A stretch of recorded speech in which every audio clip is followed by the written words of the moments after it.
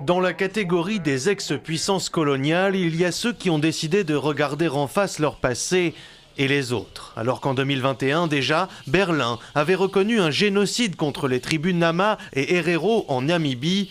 En Tanzanie, ce mercredi, le président allemand Frank-Walter Steinmeier n'a pas tergiversé. J'ai honte de ce que les soldats coloniaux allemands ont fait à vos ancêtres, à leurs alliés et à beaucoup d'autres dans la région de l'actuelle Tanzanie. Et en tant que président allemand, je voudrais demander pardon pour ce que les Allemands ont fait à vos ancêtres ici. 24 heures auparavant, c'est Charles III, en visite au Kenya, qui condamnait les actes de violence odieux et injustifiables commis à l'encontre des Kenyans pendant la colonisation britannique. Et pour cela, il ne peut pas y avoir d'excuses. Une manière d'exprimer des regrets sans avoir à demander pardon.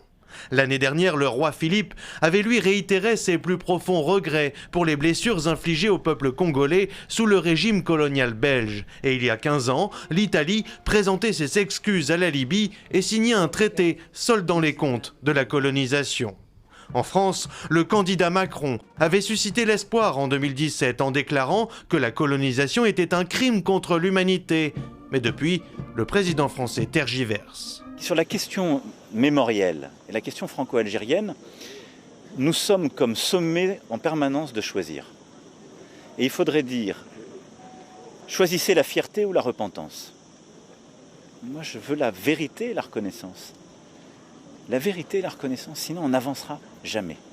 Si la question coloniale est à l'agenda du débat public des nations européennes depuis plusieurs années, toutes ces ex-puissances en terre africaine n'ont pas la même manière de regarder dans le miroir.